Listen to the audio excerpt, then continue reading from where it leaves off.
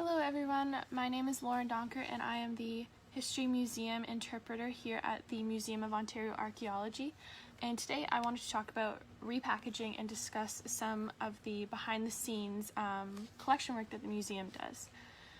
So collections work is carried out in the Sustainable Collections Wing, which is attached to the museum. This repository, which I'm sitting in right now, you can see behind me here, was built in 2010 by the University of Western. In December of 2018, the Museum of Ontario Archaeology took over Western University's Sustainable Archaeology Repository. So Sustainable Archaeology is a collaborative initiative between the University of Western and McMaster University, developed by Dr. Neil Ferris and Dr. Aubrey Cannon. The goal of Sustainable Archaeology Project is to house the artifacts and provide access to artifacts for the long term. So provincial legislation in the 1970s mandated that any land projected for development in Ontario must first be assessed for evidence of cultural heritage, so just to determine if past peoples have lived there or there's any evidence for them there. So essentially, whenever a house or highway is built, archaeologists must first determine whether there is a heritage site there. If there is, artifacts either need to be carefully removed or the house or highway needs to be built around it so as not to disturb the site at all. So Sustainable Archaeology was created because of this policy or legislation, because archaeological excavations quickly overflowed the available capacity to house the artifacts that were recovered. So this was created as a way to store and share collections for the long term. Nobody had to worry about where artifacts would go after they had been removed from a site or if they would be properly preserved. So Sustainable Archaeology is overseen by an advisory council that is made up of an equal number of professional archaeologists and Indigenous community members. When Western transferred the repository to the MOA, the museum took direct control over the collections and their management in the facility here, now referred to as the Sustainable Collections Repository. So SA still directly oversees the repository at McMaster University, and the Advisory Council provides advice to the MOA. The MOA is committed to seeing through the principles of long-term storage and access developed by SA. So the Sustainable Collections Repository is 8,000 square feet, most of which consists of high-tech shelving for storing artifacts. There are actually approximately 52,000 spaces for boxes, of which about 8,000 are filled. So you can see behind me, I showed you before. So this is the shelving, and the shelving actually moves to make room, so we can fit as many boxes in here as we possibly can. So upon the merger, millions of new artifacts were introduced into the museum's collections. The museum's collections now include boxes of artifacts from Western's anthropology department, as well as hundreds of boxes from cultural resource management firms, including ASI, which is Archaeological Services Incorporated, TMHC, Golder, and ACOM. The museum has also taken over the responsibility of caring for approximately 2,000 boxes of archaeological materials of the Ministry of Tourism, Culture, and Sport. This is because in Ontario, the care of materials collected by licensed archaeologists, including artifacts and excavation records, is the responsibility of the licensee. They do not belong to either the archaeologists or the landowners, but are held in the trust of the people of Ontario, both past, present, and future. So this can be a lot for licensees to bear over the long term, but the responsibilities for care can be transferred to public institutions such as the museum. By doing this, licensees also facilitate access to collections, which is important for researchers as well as descendant communities. This means that the museum is responsible for proper storage and care of these artifacts, monitoring temperature and humidity levels, cleaning routines, and pests are all part of this job. So I'm going to talk about repackaging, and I've actually got a box here to show everybody. So the goal of repackaging is to ensure long-term preservation of the artifacts in the museum's collections. The artifacts should be able to be stored for at least 50 years without risk of degradation. So this means that they can stay as safe as the museum needs for as long as it needs.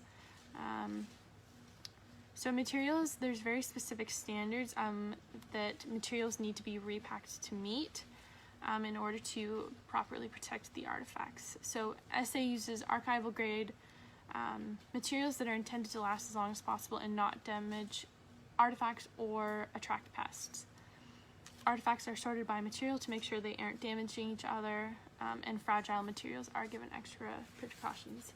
So I've pulled this box, which I will show you right here, out of the archive behind me, or the repository behind me.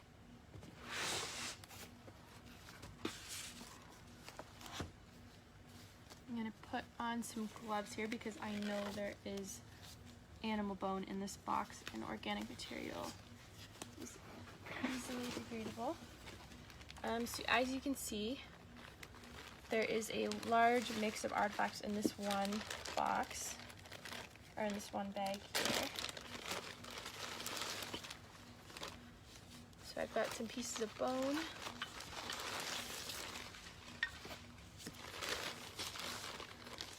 as well as some sherds. You can see the detail in there. And some other pieces. So I would begin when repackaging by taking all of these items carefully out of this bag and making sure not to mix up with any of the other bags. So there's quite a large number of bags in this box, all filled with different materials, and I want to be sure not to mix anything up. There's a little tooth.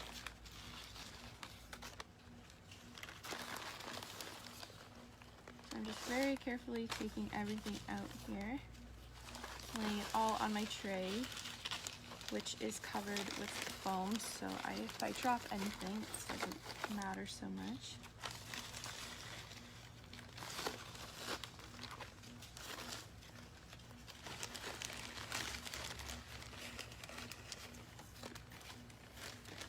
So now I've got this empty bag, and I'm going to be very careful to write all the information that's on this bag on a piece of paper and make sure that it remains, all this information remains with the artifacts that it's attached to.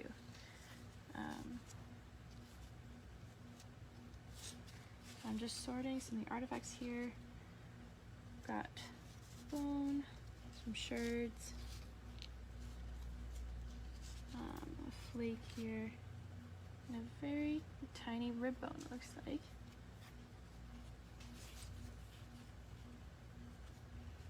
Another piece of ceramic.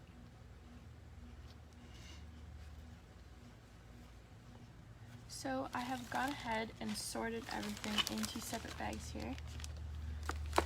As you can see, I've got quite a few. And then I'm going to take a bigger bag. I've got the information that was written on the bag. So this was Courtright Site 2. I'm just going to put it in with the artifacts very carefully.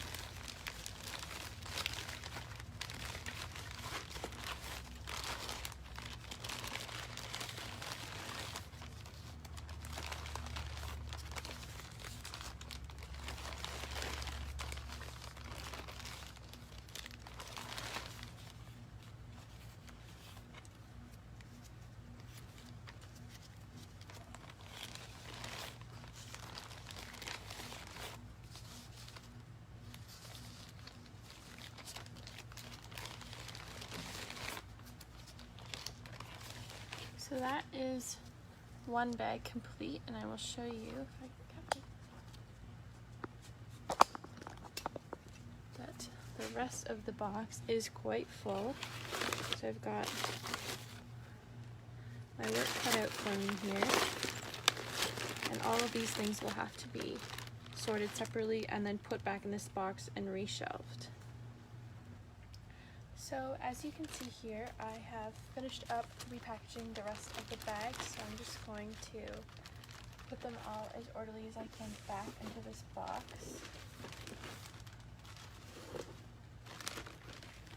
And as you can see, there is multiple bags in each bag, and this is because I've gone ahead and separated everything.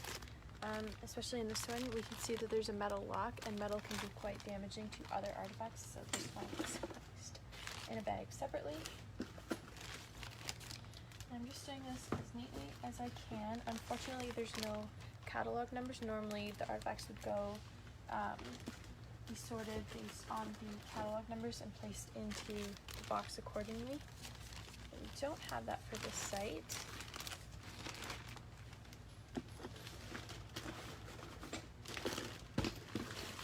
This one is quite full. As you can see, we're coming out the top here.